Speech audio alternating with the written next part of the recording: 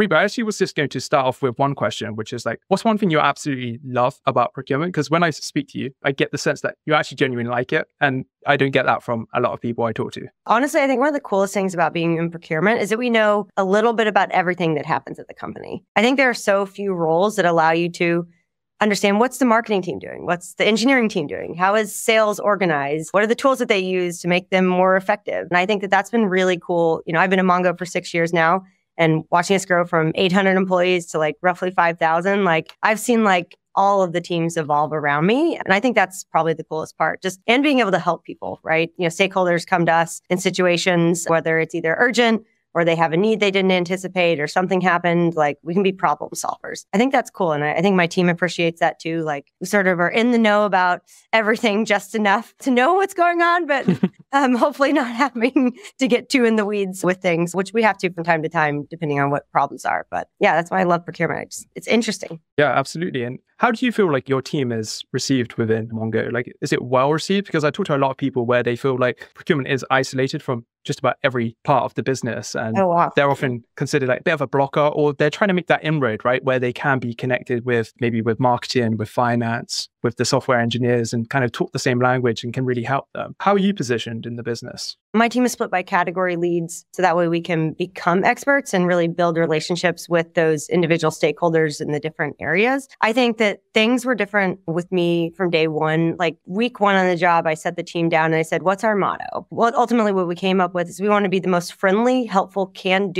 solve anything team that you'll ever encounter. Because I've worked in those procurement teams where you're a blocker, you're no fun, and you have surface level information about what's happening, right?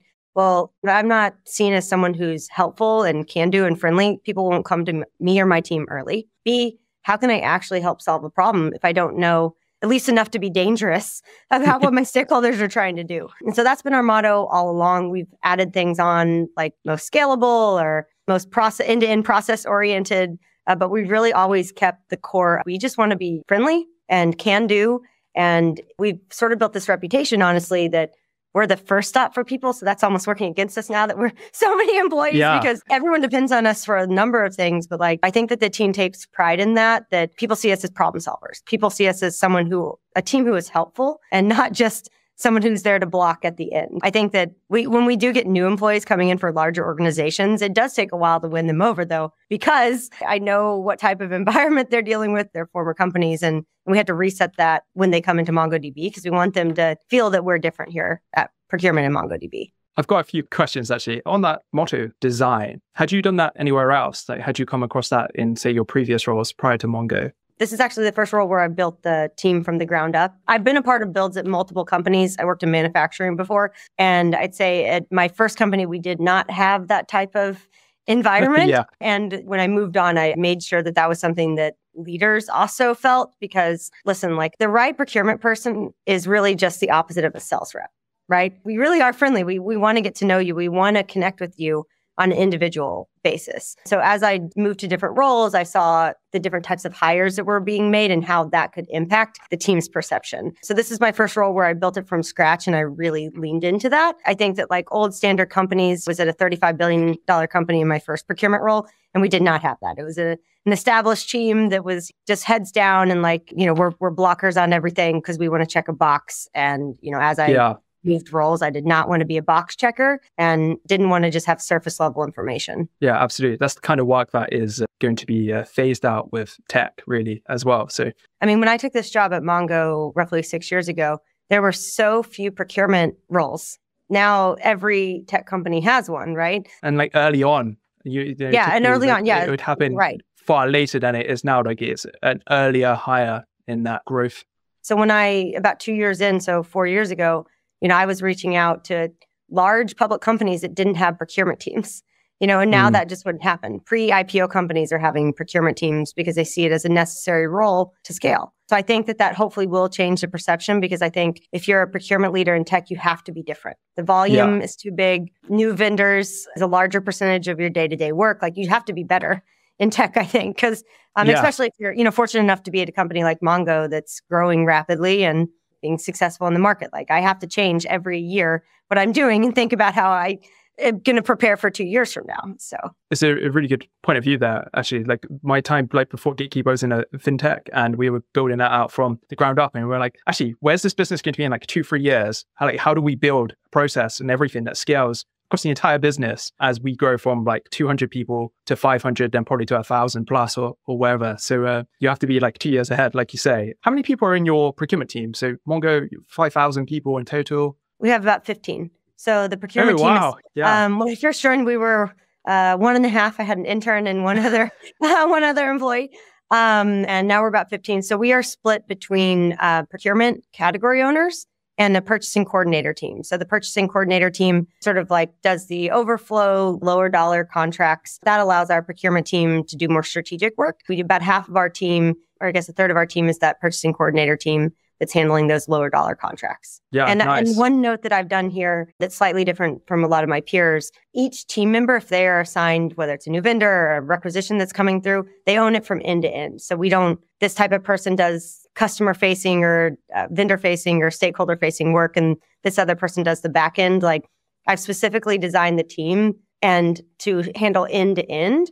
And what that's allowed me to do is think about how to make things more scalable. So I'm not solving manual problems with headcount. I'm actually solving it with tools or integrations or automations or UiPath, things like that. And I think that that's something that I'm doing different than some of my peers are doing. That lower level team ideally just moves up and up and up the threshold as we automate and we update our policy. If my rule of thumb is if I can click a button and get it done, I'm going to automate it.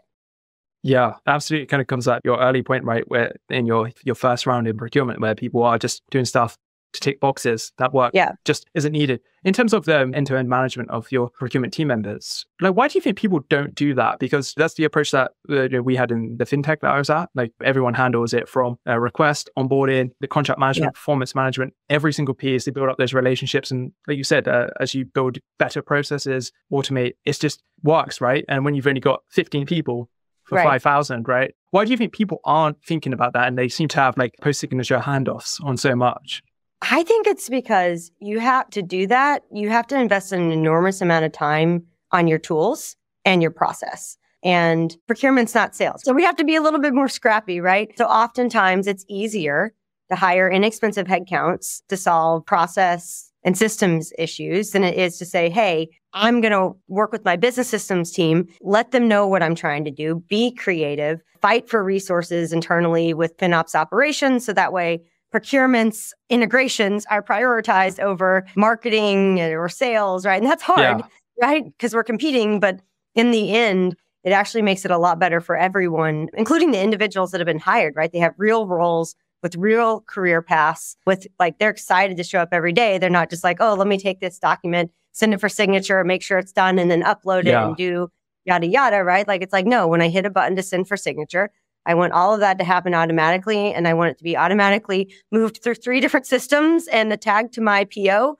and have that issued. Like, why would I have a person doing that? But that takes a lot of work. That takes a year of tool design. I think that that's probably why a lot of people don't do it. I think it's a fight for resources, and inexpensive headcounts are inexpensive headcounts. Yeah. But it's not, I don't think it's the right thing to do in the long run. Yeah.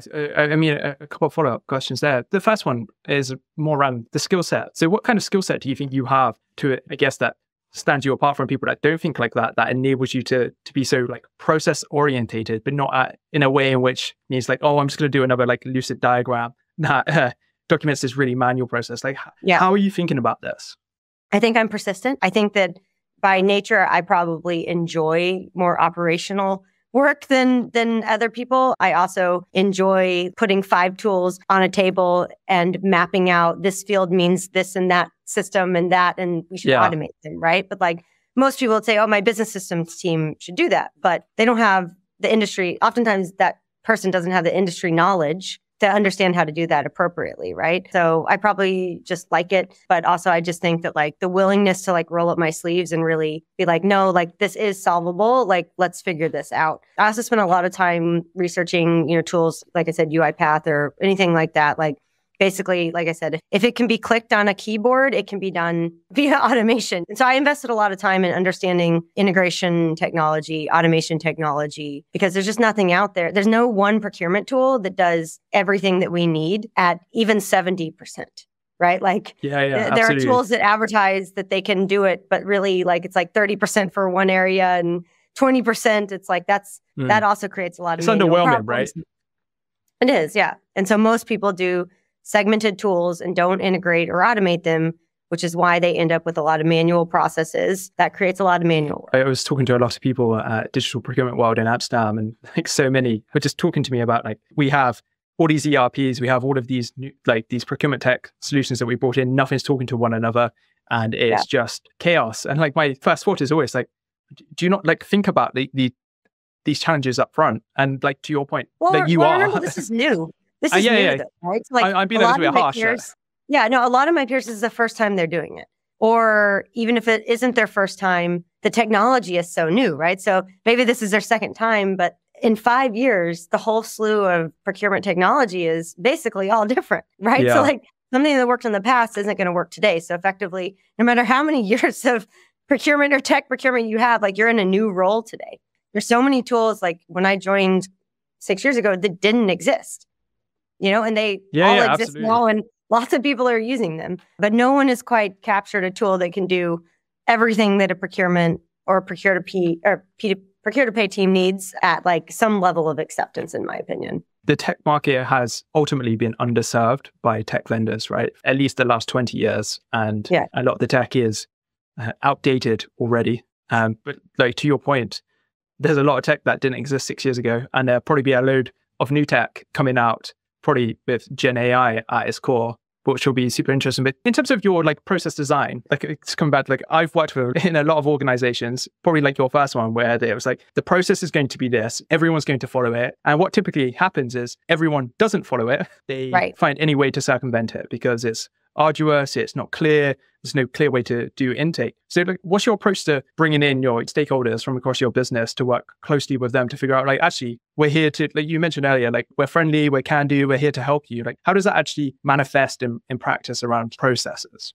Yeah, well, first of all, it's not easy. Getting buy-in is very difficult. But when we first started, we held a lot of listening sessions. So what is your day-to-day like? What are your core needs? And not just with our stakeholders. So not just with the marketing team, not just with the executive assistants, those two groups are our highest volume users, but also with like security, governance, risk and compliance, the legal team, you name it, right? So anyone sort of involved in the ethers of the procure to pay process, we said like, what are your pain points? And what we did is we sort of created this like what we call like gaps. I'm big on this. Every year we do big gap analysis and we say, what's a systems issue, a process issue, or a communications issue? And so we kind of iterate that throughout the years. But to start with, we said, hey, how can we kill a bunch of birds with one stone, right? So how can we give marketing a dashboard that helps them in their day-to-day world so they want to use my systems? How can I get securities requirements into my vendor review so I have less friction in the new vendor onboarding process? So we definitely haven't done it perfect. We're constantly iterating. In fact, we just recently did a voice of customer interview with our heaviest users just to make sure that we didn't have any more improvements to make, which we do, a spoiler alert.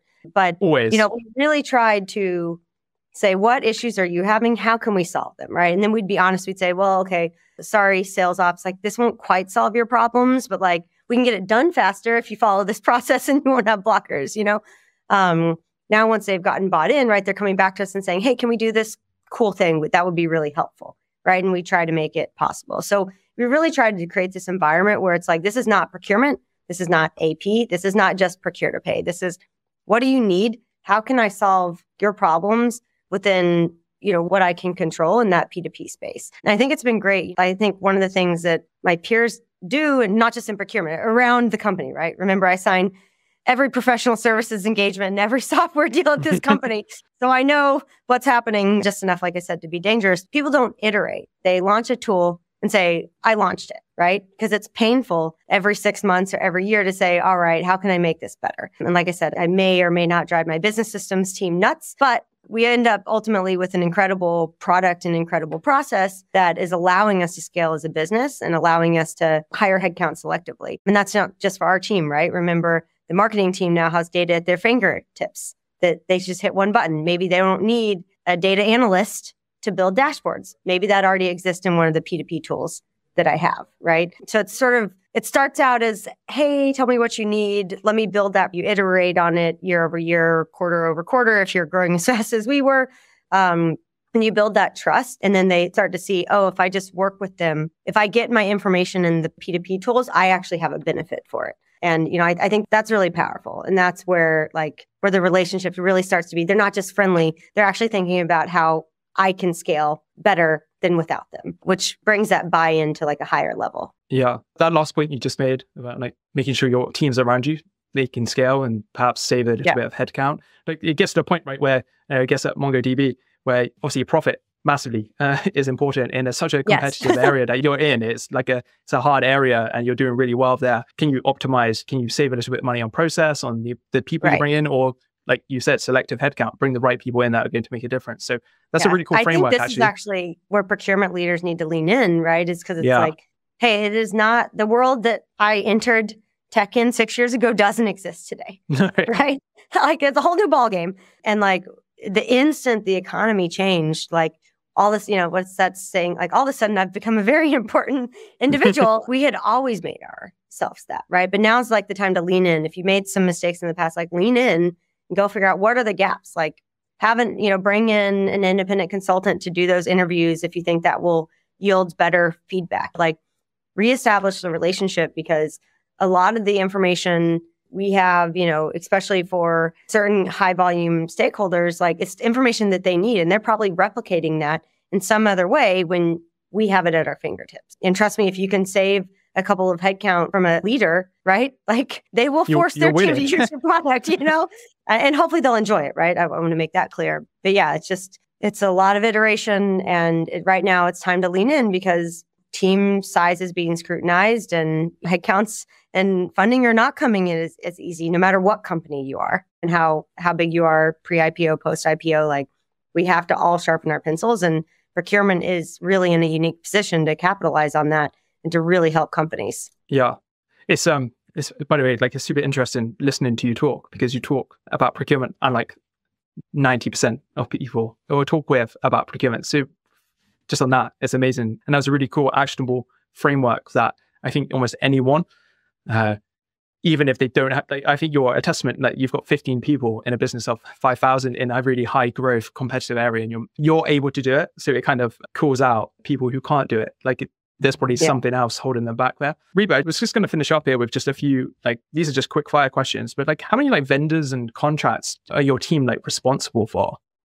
I'd say everything that is not salary at this company we cover. Oh, wow. So we have pretty much 100% touch. We have a certain level of contracts for events and stuff that goes through T&E process. But yeah, we're 100% touch outside of salaries effectively. So between the travel side and... That's huge. Oh yeah, it's been a hard battle, which is why I have been forced to have to figure out scalable processes. No, that's amazing. And this is the last question that we ask every guest, which is, I want you to imagine that I'm a procurement genie. What would your one wish be to improve procurement in some way very quickly? One tool that can do everything at 100%. One tool. Not everyone even talks about tools. Not everyone that we have on here. I guess for context, not everyone that comes on is even tech focused yet. Some are super early on. But typically everyone that we have on here has an aspiration to start working in this way. So it's we're trying to capture that journey.